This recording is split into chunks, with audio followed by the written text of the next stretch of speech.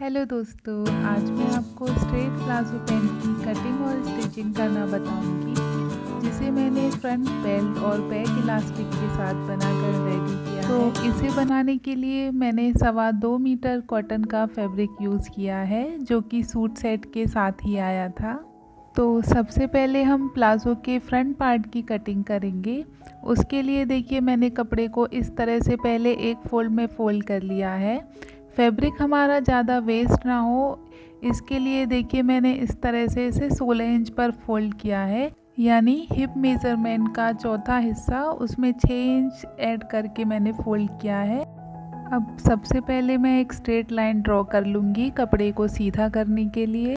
अब देखिए, इसमें बेल्ट मैं अलग से ऐड करूँगी, तो उसके लिए देखिए 1 इंच की बेल्ट आ जाएगी। तो 1 इंच हम इस तरह से छोड़ते हुए ऊपर की तरफ लेंथ के लिए निशान लगा लेंगे। तो मेरे मेज़रमेंट में रेडी लेंथ है 36 इंच पर, तो 36 इंच पर इस तरह से मैं लेंथ के लिए निशान लगा लूँगी और इसे इस तरह से सीधा कर लूँगी। और 2 इंच पर नीचे बॉटम फोल्डिंग के लिए मार्क कर लूँगी एक्स्ट्रा। तो इस तरह से देखिए 2 इंच पर मैंने यहाँ निशान लगा लिया। तो अब लेंथ का निशान लग जाने के बाद अब हम मार्क करेंगे अपने कमर का। तो उसके लिए देखिए, जो भी आपका हिप मेज़रमेंट हो उसका चौथा हिस्सा ले लें और उसमें 2 इंच ऐड करके ले लें। तो इस तरह से मैं यहाँ 12 इंच पर निशान लगा लूँगी।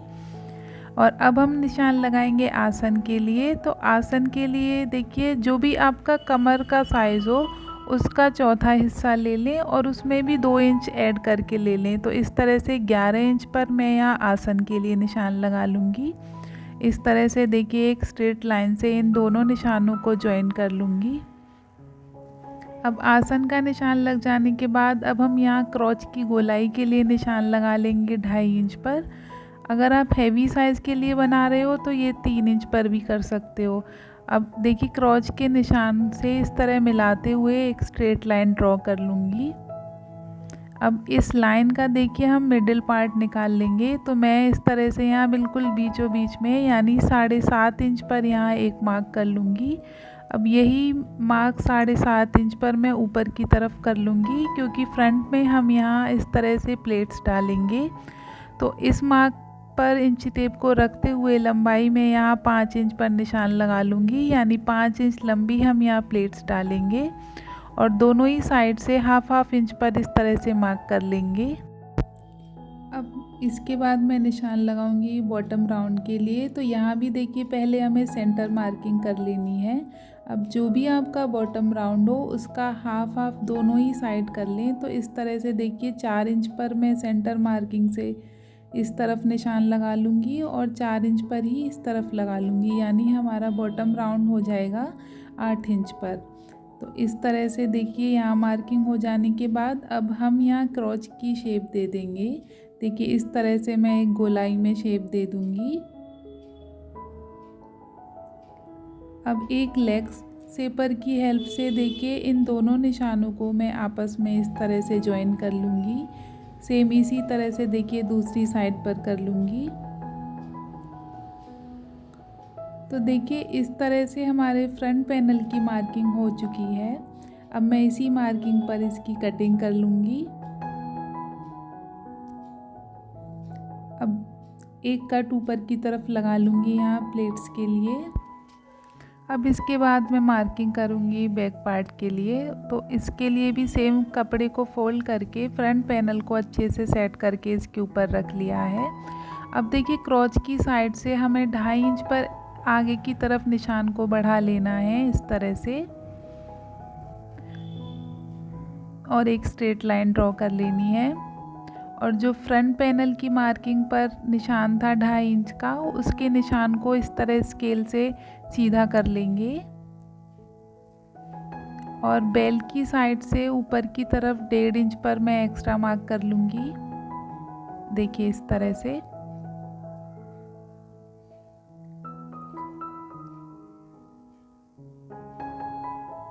तो यहाँ 1.5 इंच पर इस तरह से मार्किंग हो जाने के बाद इसे देखिए क्रॉस में इस तरह स्केल को रखते हुए देखिए इस तरह से, और जो 1.5 इंच पर हमने ऊपर की तरफ एक्स्ट्रा निशान लगाया है उसे इस तरह यहाँ तक हमें मिला लेना है। और यहाँ देखिए नए क्रॉच की शेप दे देनी है जो एक्स्ट्रा 2.5 इंच पर मार्क किया था। अब बॉटम की तरफ 1 इंच पर यहाँ मार्क कर लेना है और इसे देखिए इस तरह लेग शेपर की हेल्प से शेप दे देनी है। तो इस तरह से देखिए हमने मार्किंग कर ली है। दूसरी साइड से हमें कोई मार्किंग नहीं करनी है, यानी 2.5 इंच पर हमने क्रॉच के लिए बढ़ा लिया और 1.5 इंच पर ऊपर की तरफ और 1 इंच साइड से। तो इस तरह मार्किंग हो जाने के बाद देखिए अब मैं इसकी बैक पैनल की कटिंग कर लूँगी, यानी हमारा बैक पार्ट फ्रंट पैनल से एक्स्ट्रा ही कटता है। अब प्लाज़ो पैंट के दोनों ही पैनल कट जाने के बाद अब हम इसकी स्टिचिंग कर लेंगे। तो स्टिचिंग के लिए सबसे पहले दोनों ही पैनलों के मैं आसन सिल लूँगी। तो दोनों ही के आसन सिलने के बाद जो हमने प्लेट्स के लिए निशान लगाया था उसी को ध्यान में रखते हुए देखिए हम दोनों साइड इसकी भी स्टिचिंग कर लेंगे। देखिए इस तरह से मार्किंग के ऊपर ही मैं स्टिचिंग कर ले रही हूँ। तो इस तरह से देखिए मैंने आसन पर सिलाई लगा ली और यहाँ प्लेट्स के लिए भी स्टिचिंग कर ली है। देखिए इस तरह से अब हम देखिए इसकी फ्रंट पार्ट की एक साइड में पॉकेट अटैच करेंगे। तो उसके लिए देखिए मैंने एक ये फैब्रिक कट कर लिया है जिसकी विड्थ मैंने रखी है 14 इंच पर और इसकी लंबाई रखी है मैंने 12 इंच पर। आप लेंथ अपने अकॉर्डिंग इसमें ज़्यादा भी रख सकते हैं, मैंने लेंथ थोड़ी कम ही रखी है। तो अब देखिए ऊपर की तरफ मैं यहाँ 1.5 इंच पर एक निशान लगा लूँगी। जो ओपन साइड है हमें ये मार्किंग उस तरफ करनी है और पॉकेट की ओपनिंग के लिए यहाँ मैं 6 इंच पर निशान लगा लूँगी इस तरह से। और 1/2 इंच के करीब देखिए ये मार्किंग करने के बाद इन दोनों निशानों को इस तरह से मिला लूँगी। देखिए इस तरह से और हल्की सी यहाँ साइड से इसकी शेप दे दूँगी गोलाई में। अब इसी शेप पर मैं इसकी कटिंग कर लूँगी।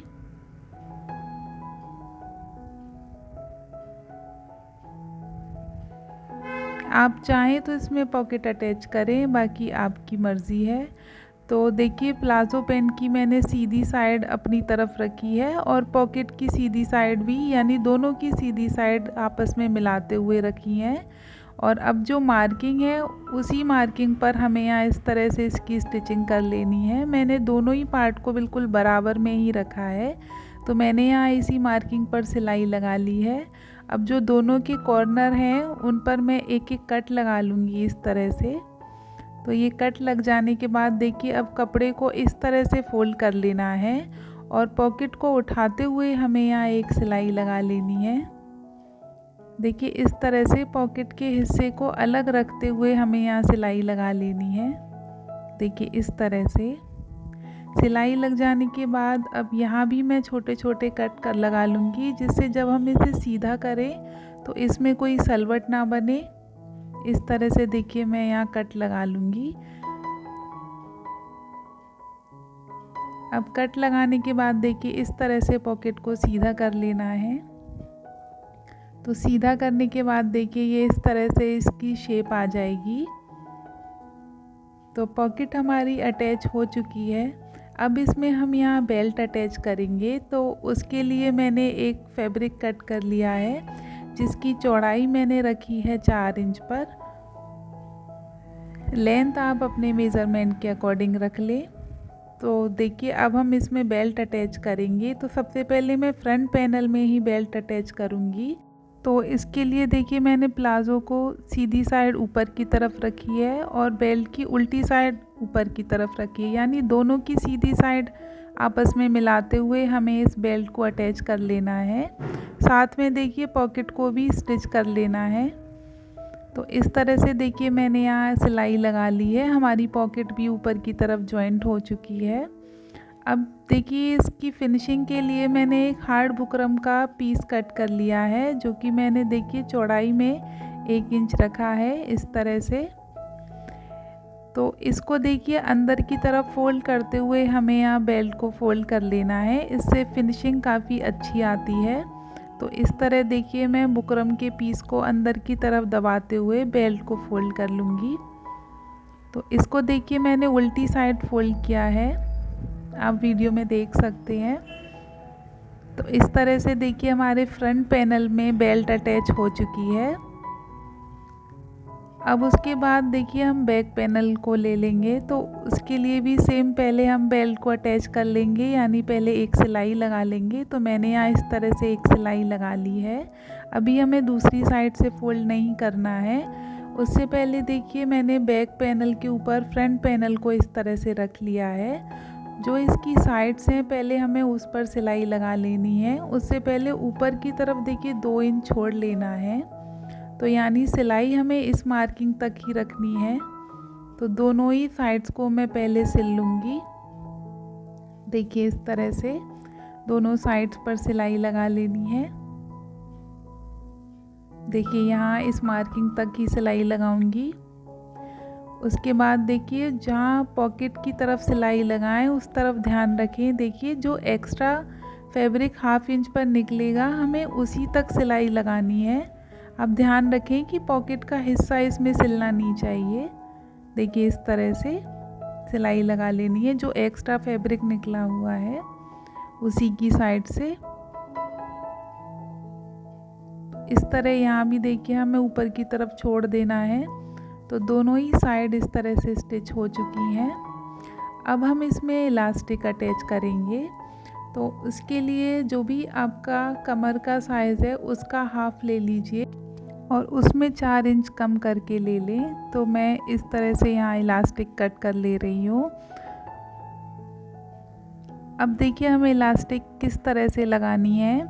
तो देखिए इस तरह से कपड़े को पहले बेल्ट के साइज़ तक फोल्ड कर लेना है, जो भी बेल्ट का साइज़ है, और फिर ऊपर की तरफ एक फोल्ड और कर लेना है इस तरह से, और इसके ऊपर हमें इलास्टिक रख लेनी है।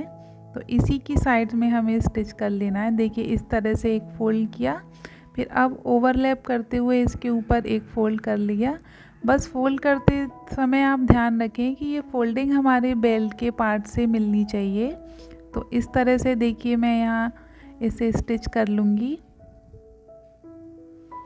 अब सेम इसी मेथड से जो इसकी दूसरी साइड है उस पर भी इसे स्टिच कर लूँगी। देखिए इस तरह से। तो दोनों साइड में देखिए इस तरह से यहाँ इलास्टिक जॉइंट हो गई है। अब जब आप इसे सीधा करेंगे तो देखिए ये बिल्कुल ही फिनिशिंग के साथ यहाँ अटैच हो जाएगी।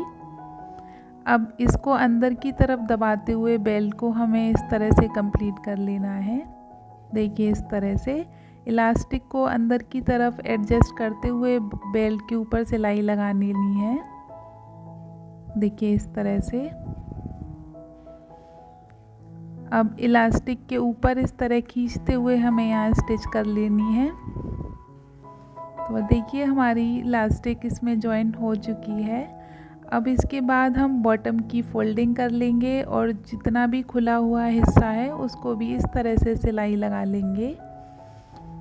तो मैं इसी तरह से देखिए पहले बॉटम की फोल्डिंग कर लूँगी और इसके बाद मैं इसकी खुली हुई साइड है उन पर भी सिलाई लगा लूँगी। तो इस तरह देखिए सिलाई लगा लेने के बाद हमारा प्लाज़ो पैंट बनकर रेडी है। आप भी इसे बनाकर ज़रूर ट्राई करना और आपको ये वीडियो कैसा लगा मुझे कमेंट में ज़रूर बताना।